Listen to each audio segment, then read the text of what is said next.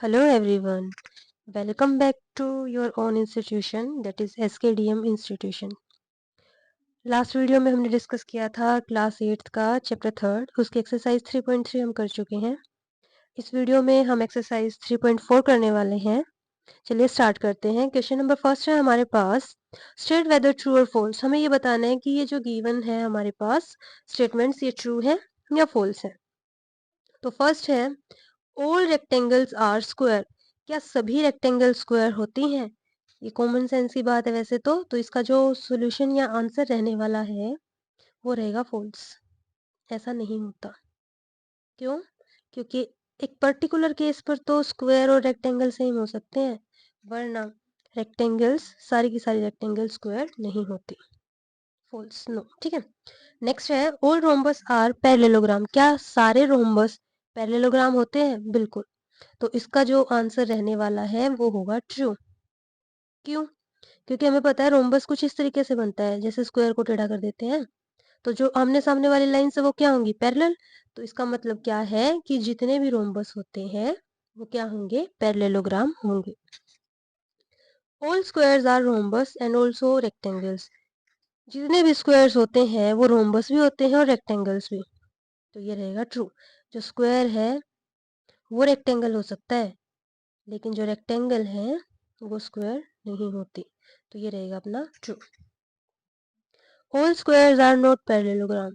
जितने भी स्क्वायर्स होते हैं वो पैरेललोग्राम नहीं होते। ये रहेगा अपना फॉल्स। क्यों? क्योंकि हमें पता है कि जो स्क्वायर होता है वो पैरेललोग्राम ही होता है। क्यों? क्योंकि इसके जो सामने वाली लाइंस होती हैं वो आपस में पैरेलल और इक्वल होती हैं, तो हम क्या कहेंगे? फॉल्स। ठीक है। नेक्स्ट है all kites are rhombus. All kites are rhombus. क्या सारी की सारी काइट्स रोम्बस होती हैं? बिल्कुल भी नहीं होती। तो इसका जो सॉल्यूशन होगा वो होगा नो। क्यों? नो कह लो या फॉल्स कह लो, बात एक ही है। क्यों? क्योंकि हमें पता है जो हमारा रोम्बस होता है उसकी साइड्स इक्वल होती हैं, बस 90 डिग्री एंगल नहीं होता, वरना वो स्क्वायर की तरह ही होता है। लेकिन काइट में ऐसा नहीं है। अगर मैं काइट बनाऊंगी तो कैसे बनेगी काइट? कुछ इस तरीके से बनेगी कि दो साइड्स इक्वल होंगी और दो साइड्स इक्वल नहीं होंगी। तो इनमें बहुत ज्यादा डिफरेंस होता है, इसीलिए क्या आएगा? फॉल्स। नेक्स्ट है अपने पास ऑल रोम्बस आर काइट्स। क्या सारे रोम्बस काइट हो सकते हैं? क्या सारे रोम्बस काइट हो सकते हैं? बिल्कुल। कैसे? अब अगर हमारे पास ये कंडीशन आ जाए जो काइट है उसकी जो कॉन्जिक्यूटिव साइड्स हैं इक्वल है, और बाय चांस ऐसा हो जाए कि उसकी लेंथ भी सेम हो जाए, तो ऐसा हो सकता है। इसका आंसर अपना क्या हो जाएगा? ट्रू। नेक्स्ट है अपने पास ऑल पैरेललोग्राम आर ट्रेपेजियम। क्या सारे के सारे जो पैरेललोग्राम्स होते हैं वो ट्रेपेजियम होते हैं? ट्रेपेजियम में क्या होता है? दो लाइंस पैरेलल होनी चाहिए आमने सामने वाली। तो ये होगा ट्रू, क्योंकि जो दो लाइंस होंगी वो क्या होनी चाहिए? पैरेललोग्राम। और पैरेललोग्राम की बात ले लें या कोई भी ले लें, दो लाइन हमेशा पैरेलल होंगी ही होंगी। नेक्स्ट है ऑल स्क्वायर्स आर ट्रेपेजियम। क्या सारे के सारे स्क्वायर ट्रेपेजियम हो सकते हैं? अगेन वही कंडीशन कि दो लाइन क्या होंगी आपस में?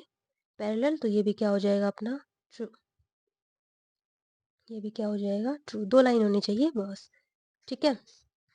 अब है question number 2, identify all the quadrilaterals that have.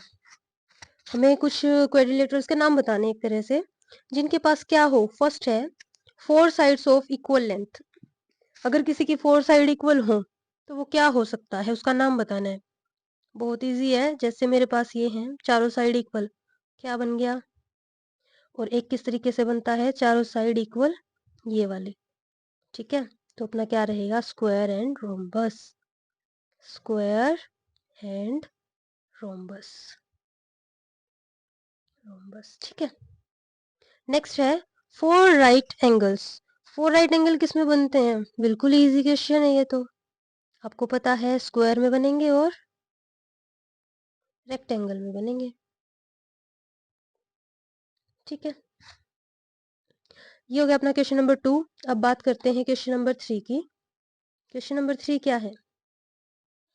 Explain how a square is a अब बताना है कि एक स्क्वायर क्या क्या बन सकता है। पहला क्वेड्रिलेटरल, क्या ये क्वेड्रिलेटरल है? इसका आंसर क्या रहेगा? यस, ये क्वेड्रिलेटरल है। क्यों? बिकॉज इट हैज 4 साइड्स, क्योंकि इसके पास कितनी साइड्स हैं? 4 साइड्स। स्क्वायर में 4 ही साइड होती है ना, अगर ऐसे बनाएंगे ये स्क्वायर हो गया, 4 साइड हो गई, 4 साइड तो क्या होती है? 4 साइड का मतलब क्वेड्रिलेटरल। अब पैरेललोग्राम, क्या ये पैरेललोग्राम है? बिल्कुल। आमने सामने वाली लाइंस क्या है? पैरेलल। तो हम इसमें क्या कहेंगे? Because it have pairs of parallel lines. कैसे लाइन? Parallel lines. ठीक है। और रोम्बस, एक स्क्वायर रोम्बस कैसे हो सकता है? हो सकता है, रोम्बस कैसे हो सकता है एक स्क्वायर? क्योंकि इसकी जो 4 साइड होती हैं वो क्या होती हैं? इक्वल। तो हम क्या कहेंगे? Because it have 4 equal length line, 4 equal length line. ठीक है। अगर मैं यहाँ पर बनाना चाहूँ तो देखो कुछ ऐसे बन जाएगा, ऐसे, है ना? तो ये और ये इक्वल होंगी, ये और ये इक्वल होंगी। ठीक है। नेक्स्ट, और रेक्टेंगल, क्या एक स्क्वायर रेक्टेंगल हो सकता है? बिल्कुल हो सकता है। क्यों? क्योंकि 4 के 4 एंगल कितने होते हैं? 90 डिग्री। तो हम क्या कहेंगे? Because it has 4 angles of 90 degree. ठीक है। नेक्स्ट है, नेम द क्वेड्रिलेटरल हुज डायगोनल्स। अब आ गई डायगोनल्स की बात, ये तो लाइंस की थी, अब किसकी बात आ गई? डायगोनल्स के। और नाम बताने हैं।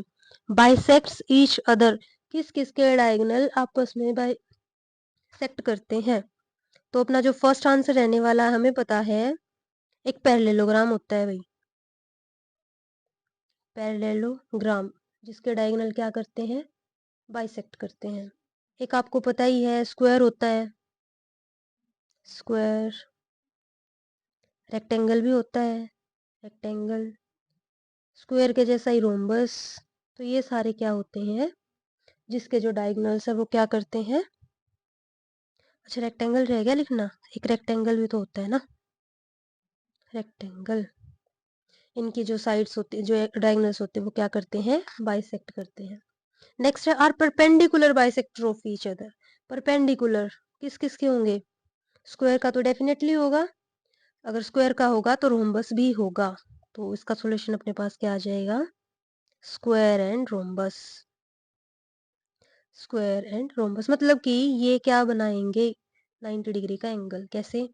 मान लो ये अपने पास स्क्वायर है, और अगर ऐसे डायगोनल बाइसेक्ट करें तो यहाँ पर कितने डिग्री का एंगल बनता है? 90 डिग्री। ठीक है। और इक्वल, इक्वल किसके होंगे भाई? तो जो पैरेललोग्राम है, जो डायगोनल्स हैं, सॉरी जो क्वेड्रिलेटरल्स है, उसके जो डायगोनल्स होंगे वो इक्वल होते हैं रेक्टेंगल में, रेक्टेंगल एंड रेक्टेंगल, और दूसरा क्या होता है अपने पास? रेक्टेंगल एंड स्क्वायर, दूसरा होता है स्क्वायर। बस, इसके जो डायगोनल्स होते हैं वो इक्वल लेंथ के होते हैं। नेक्स्ट है, explain why a rectangle is convex quadrilateral. बिल्कुल इजी। देखिए, अगर हम बात करें एक रेक्टेंगल की, हमने ड्रॉ कर ली रेक्टेंगल, अगर मैं डायगोनल बनाऊं, डायगोनल क्या होते हैं? जो अपोजिट वर्टेक्स को मिला के बने। अगर ये ए है, ये बी है, ये सी है, ये डी है, अपोजिट साइड को मिलाकर अगर बनेंगे तो क्या कहलाएंगे? डायगोनल। और यहाँ भी, अब अगर आप लोग ध्यान से देखें तो ये डायगोनल इनसाइड बने हैं, इंटीरियर पार्ट में बने हैं। और जिस भी क्वेड्रिलेटरल में डायगोनल्स इंटीरियरली आते हैं तो उसको हम क्या बोलते हैं? Convex quadrilateral. तो हम क्या कहेंगे? Rectangle is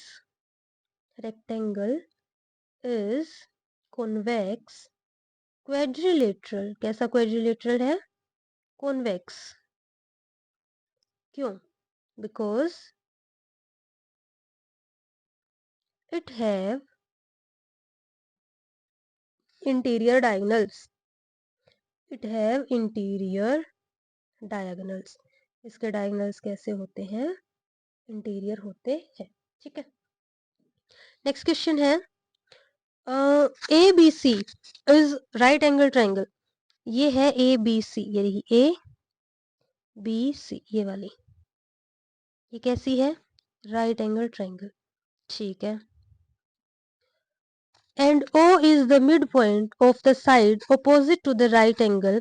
Explain why O is equidistant from A, B and C. हमें ये बताना है, ये जो O है ना, ये O इससे भी इक्वल हो, इससे भी इक्वल हो, इससे भी इक्वल, मतलब क्या बताना है हमें, OB, OA, OD, OC ये इक्वल है। हमें क्या प्रूव करना है, पहले ये लिख लेते हैं, टू प्रूव। क्या प्रूव करना है हमें कि OA इक्वल है OC, इक्वल है OD और इक्वल है OB, सारे आपस में क्या होने चाहिए, इक्वल। तो मैंने कंस्ट्रक्शन पहले ही कर दी है। इसका पहला स्टेप हमारे पास ये रहेगा कि ड्रॉ करना है हमें, draw A D and D C, A से डी पॉइंट तक और सी से डी पॉइंट तक हमें ए सी और ये ड्रॉ करने हैं। फिर हम क्या देखेंगे, जो ए डी है वो पैरेलल है बी सी के। ए डी किसके पैरेलल हो जाए, बी सी के। इसका मतलब होता क्या एक्चुअल में, कि जो ए डी है वो किसके इक्वल हो, बी सी के। और ये जो ए बी है ये किसके पैरेलल हो जाए, डी सी के। तो A B parallel to D C, यानी कि ए बी किसके इक्वल हो जाए, डी सी के। इतनी बात हो गई। ठीक है, अब हमें साफ साफ दिख रहा है कि ये एक रेक्टेंगल है। हम क्या कह सकते हैं, here it is a rectangle. ये क्या बन चुकी है, इट इज अ रेक्टेंगल। और हमें पता है, and we know that, and we know that, क्या पता है हमें, इन a rectangle, in a rectangle, किसी भी रेक्टेंगल में द डायगोनल्स आर, जो डायगोनल्स होते हैं, आर इक्वल। डायगोनल कैसे होते हैं भाई, इक्वल, इक्वल एंड बाइसेक्ट्स, और क्या करते हैं, बाइसेक्ट्स करते हैं, बाइसेक्ट करते हैं। ठीक है, डायगोनल कैसे होते हैं, इक्वल, और क्या करते हैं, बाइसेक्ट करते हैं। ठीक है, अब अगर ये इक्वल भी है और बाइसेक्ट भी करते हैं, इसका मतलब क्या हुआ, पहले यही लिख लेते हैं कि हमें पता चल चुका, ए सी इक्वल है, ए सी इक्वल है बी डी के। ए सी किसके इक्वल है, B D. A C is equal to B D. हम लिख लेते हैं A C is equal to B D. ठीक है, ये ए सी इक्वल है बी डी के, लिख लिया इतना। ठीक है, अब ये बाइसेक्ट का मतलब होता है दो इक्वल पार्ट में डिवाइड करें, यानी कि अगर ए सी की बात करूंगी तो ए ओ इक्वल हो जाए ओ सी, ए ओ इक्वल हो गया ओ सी, ये होगी एक साइड की बात। अब बात कर लेते हैं बी डी की, और यहाँ पर इक्वल है तो यहाँ भी इक्वल लगा लिया। अब बी डी की बात करेंगे तो क्या हो जाएगा, बी ओ किसके इक्वल होना चाहिए, ओ डी। ठीक है, यहां से हमने जो हमें प्रूव करना था वो प्रूव हो गया। तो हम क्या कहेंगे, हेंस प्रूव, क्या प्रूव हुआ, that O is equidistance. O क्या है, इक्वी डिस्टेंस है। ओ इज इक्वी डिस्टेंस कहां से, from A B C and D की तो बात ही नहीं है ना, वैसे फिर भी लिख लेते हैं डी। ठीक है, तो ये था अपने पास लास्ट क्वेश्चन। सो आज हमने कर ली हमारी एक्सरसाइज 3.4 और ये चैप्टर अपना हो गया है कंप्लीट। आई होप आपको ये समझ आया हो, और अगर ये आपको हेल्पफुल लगता है तो प्लीज़ मेरे चैनल को सपोर्ट करें। Thank you so much, stay connected.